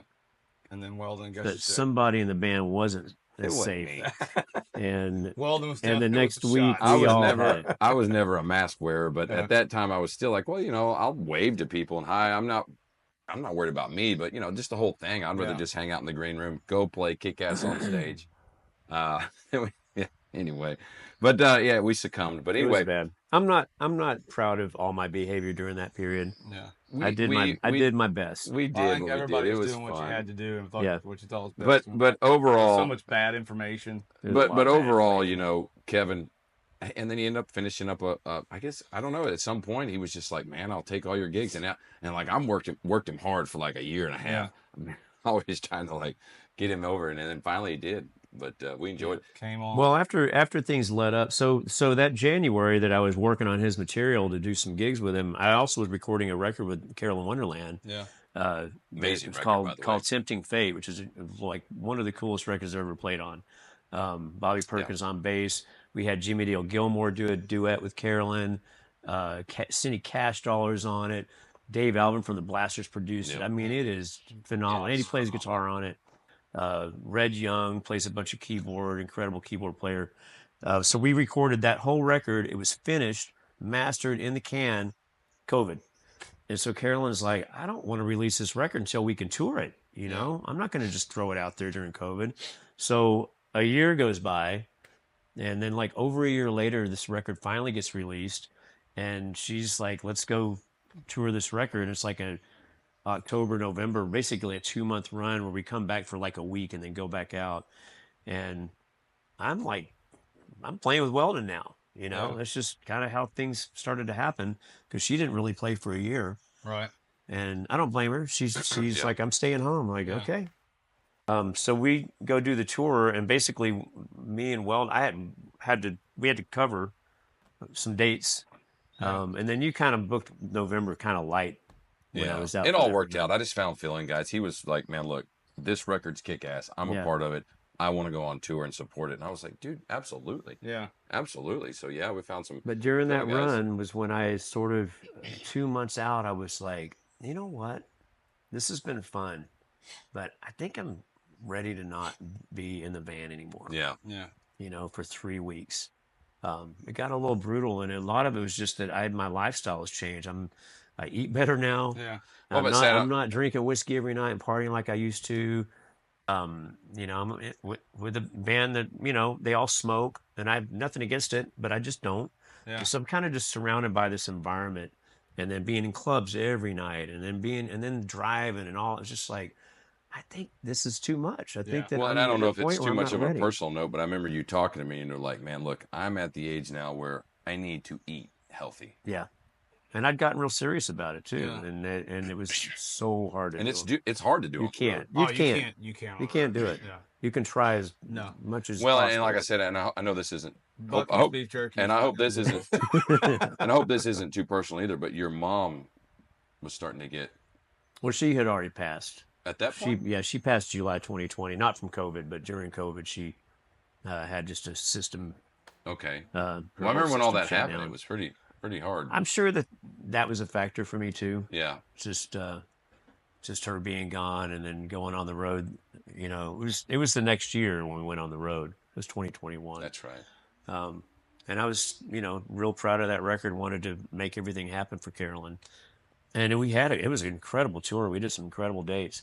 And then, we got into 2022, and I did some stuff with her in the spring, and I just said, I think my tenure with the touring is over. Yeah. At this point. It just worked perfect because, like, I will play, like I said, sometimes 150, 200 dates a year, but I don't necessarily get on the road because I've got small kids. Yeah. And so I'll go on a 2-3 day run. We'll do those. Yeah. But that's a lot different than weeks, that's a lot of different than getting in a van for 3 weeks road, or more. It's regional. Yeah. And that's kind of a nice getaway or do something for. So it just worked. It works perfect. He gets to stay home. I mean, we sleep out of our beds twice a month, maybe. maybe. I always drive home. Of from course, Fort he's Worth. crazier than I am, and I'll do it too. I'll drive home late, but he will always kind of drive home. But I want to see my kids and family, you know. And The older I get, the more I want to see my can dog. relate. Yeah, I want to sleep in my bed. I want my food, my bed. Like the older I get, the more I understand my grandpa. You know, Yeah. I'm like, now I know why he was always in Lipan, like sitting home by himself with his cow. So, Man. well, it's cool. So you guys got the record coming up. Like you guys got a big, next 30 so days. Single release. Single release. We got another single release coming up on May 1st, and then we'll probably do another single release on the 15th. Yeah. And then, of course, the 31st, the new record, which has taken way too long. I'm sorry, but he played drums on it and kicked ass. He did his part in a day and a half, and that was like, 10 months ago. It's not that long when you think about it, and I mean, that was June of last year. Yeah, we recorded it in June. So, I mean, 11 months. Even like major label turnarounds sometimes take 8-10 months. So, but I was super stoked to have it out, and I'm super stoked to have him playing on it because it was, man, Kevin's one of those guys that he'll listen to exactly your lyrics, the whole thing of what you're trying to do, give you some options, and then, of course, we've done so many gigs now that even when it came time to do this album, it was like, I don't really feel like I had to tell him anything. The pre-production was done. He knew what I wanted. You guys know each other once, so it makes it nice. And Tommy. Oh, and Tommy Dedamore. Yeah, engineer, and it was his studio. And that was such a pleasure. I can't wait, man. I can't wait for people to hear all this. It's going to be good. Kevin, you've had an amazing career. For anybody out there that wants to try to find a way to make a living, even if you're a side musician, not like an actual singer or artist, band leader, this is a guy you can talk to. I mean, you've done it. You've made it happen.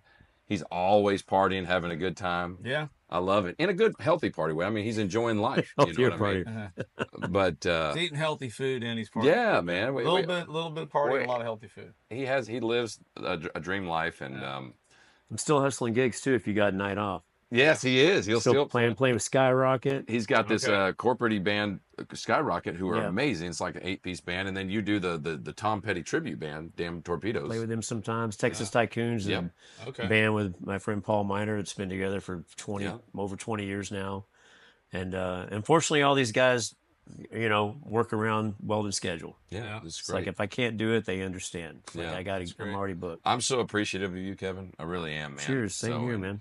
I just love having you around. It's been a good 5-year run so far. It's, even not just on stage, but hanging out with this guy backstage before the gigs and stuff like that. We got common interests and things like that. But we're glad to have you here today on the Texas Music Lifestyle Podcast because very indicative of Texas Music Lifestyle. There was a lot on this episode. If you like Texas Music Lifestyle. What about our sponsors? We had a few new sponsors. We have.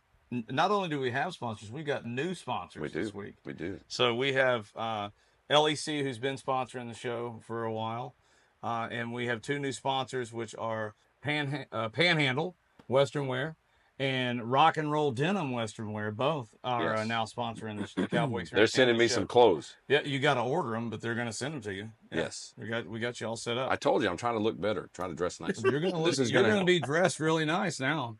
I'm drinking my Mountain Valley Spring water. Yeah. And I got this. This is a rock and roll shirt I got on today, actually. That looks good. I want that one. This one's lightweight. I like this material. No, I want that shirt. Okay. They have that one? We just can't wear them on the same day. We can. You want to try to match? We could match. It looks really cool. Dude, that is awesome. Like have that kind of look going. Where hey man, I'm down. Same outfits. I can't wait to get a hold of some of these items. We'll be sporting their gear, man. They were very excited. I was just checking out their website. So so check out Rock and Roll Denim and Panhandle as well. Yeah. And they've brought back or bringing back the new the old Panhandle Slim lines coming back as well with them. So they got some good stuff. So we appreciate the support. 7 episodes in. Episode 7, lucky number 7 episode with the new single coming out tomorrow. New single tomorrow. Lost in Time. Your favorite song that you recorded with me. I can't wait to see the video. The video is really badass. Want to give a big shout out to 271 Creative House. Yep. And always has our back. That's right. And thank you to LEC and like I said, Panhandle and Rock and Roll Down. Rock and roll, baby. We're gonna go ahead and sign off here. Hey, have a good one. I'm telling you, man, this has been a great episode. It's been great. We're going to go shoot a music video now. Oh, well, I mean, the lifestyle. Can you be in the Texas music Can you do lifestyle. a cameo? I got to find out if I got to go to the emergency room. Oh, that's or right. if You're I having can some stay stuff. for a little That's while. right. I've got kids that are Oh no. having issues. So if I can stay around, if you want me in the video, I'll be That'd glad. badass, wouldn't it? I'll be. I can be in it. Yeah. Come on. You got that shirt on. I What mean, do you come need? on. Like you need somebody that looks like not all there. We're gonna find a role for you. Oh man, you could be the guy working on the truck. Yeah, like in the background, there's a guy licking a window or something like that. Hey, next week, episode 8, we're going to have our buddy Jeff Hughes on, who's also old Cool. Austin. And like I said, I should have had him and Kevin on at the same time. They could have talked for hours and hours. But anyway, folks, tell your friends about this show. We're having a lot of fun. Yep. Rate, review, subscribe, follow. Like, share. Cowboy Experience Yep. as well. So Weldon Henson. anyway, episode 7, we'll see you guys. Adios.